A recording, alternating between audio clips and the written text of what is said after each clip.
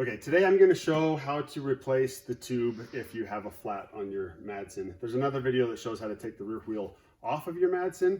So we're assuming that you already got it off and that the tube is flat.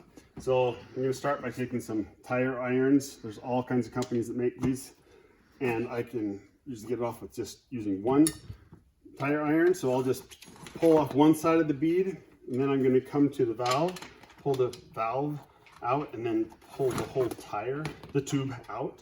And then I'm going to grab that second bead and just pull that off.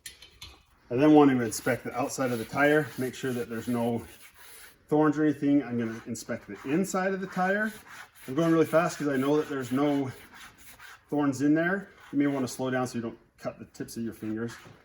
And once that's good, and if I've pried out any of the thorns or piece of metal or whatever made it flat, I get that good. And then I'll take my new tube and I'm going to air up that new tube slightly so that it has some body to it.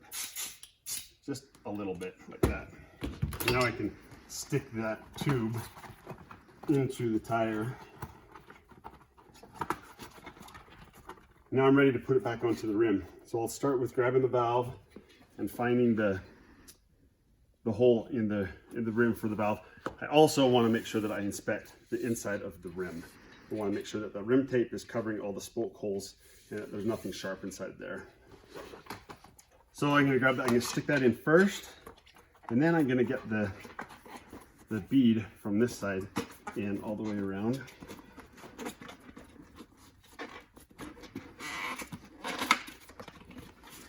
Then I'm going to get the bead here, the second bead on.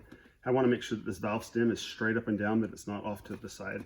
And I'll start usually always at the valve stem and then work my way around.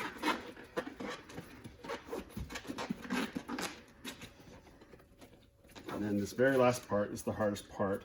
And I'll grab the whole tire and twist it around till it's in place. And I'm going to quickly inspect the tire to see that it's in and before I put any air in. And then I'll put a little air, not all the way, but I'll put in like 15, 20 pounds.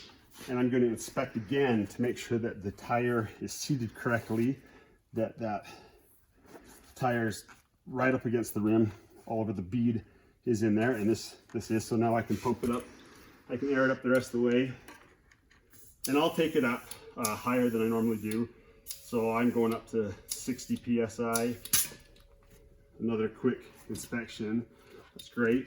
And now I'm going to take it back down. So I like riding mine around 50 or 45. So there we go. And that's it. You're ready to put it back on and you're good to ride.